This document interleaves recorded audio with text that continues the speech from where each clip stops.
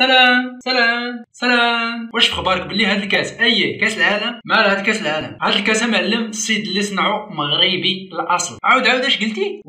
كاس العالم اللي غادي تنظم في قطر صنعو مغربي، ونزيدك هاد السيد مغربي ومن الجنوب الشرقي. بلاتي كيفاش مغربي يصنع لينا كاس العالم؟ علاه فينا هما الالمانيين والبريطانيين والفرنسيين والامريكيين؟ بالك غير المغاربه، راه المغاربه والعرب كاملين تنعرفوا عليهم غير الماكله والنعاس صافي. واخا بلاتي سيدي، واش بغيتي تعرف شكون هو هاد السيد وكيفاش دار ليها؟ صاحبي مغربي صنع كاس العالم وما نعرفوش، حشومه وعيب وعار كاع. وتبع معايا هاد الفيديو وما تزقل فيه والو باش تعرف القصه كامله. يلا زيد على بركه الله، اعطينا المفيد. سيداتي وسادتي، رحبوا معايا بالعبقري وفخر المغرب، نحات الشعله المضيئه للجنوب الشرقي، الرجل اللي تحدى جميع الظروف باش انه يكتب الاسم ديالو باحرف من ذهب في سجل الاساطير المغربيه، السيد احمد عيد سيدي عبد القادر. فكيفاش ولا هذا المغربي هو المسؤول على تجهيز وتزيين كأس العالم؟ وشحال من بطولة مسؤول على الجائزة ديالها؟ حلقة واعرة تستحق انها تبعها من الاول حتى الاخر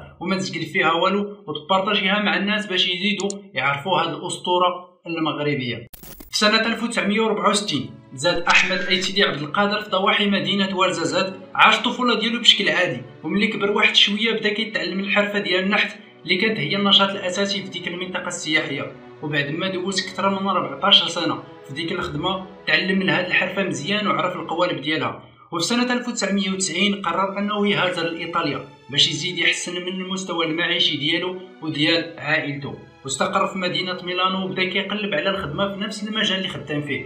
وبعد مده قصيره تقبل في واحد الشركه اللي سميتها بيرتوني، واللي كتعتبر واحد من بين اعرق الشركات المسؤوله على نحت وصناعه الكؤوس ديال كره القدم، واللي من بينها طبعا كاس العالم.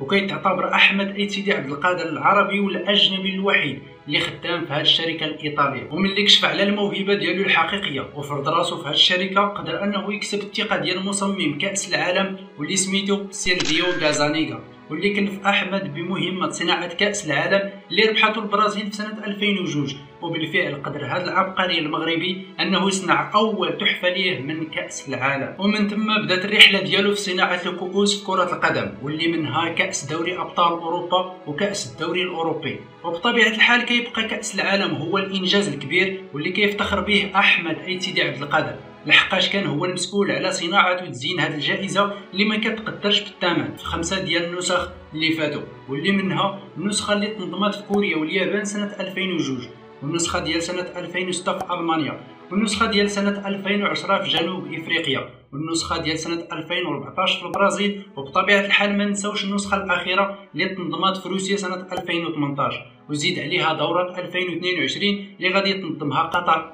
في الشهر 11. احمد عيد سيدي عبد القادر ما كتقتصرش المهمه ديالو فقط في صناعه وتزيين الكؤوس ديال الكره، فبالذكاء والحنكه ديالو ولا هو ايضا المسؤول على صناعه وتزيين الميداليات ديال الالعاب الاولمبيه وبزاف ديال التظاهرات العالميه، سواء في كره القدم والتنس والجولف وكره اليد، وزيد عليها كره السله. وكيبقى احمد واحد من بين الشخصيات المغربيه اللي بينوا وبرهنوا للعالم ان المغاربه والعرب كاملين قادرين انهم يصنعوا المعجزات.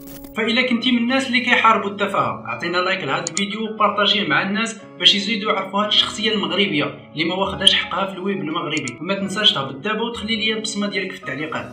تهلاو ليا في روسكم. بيس.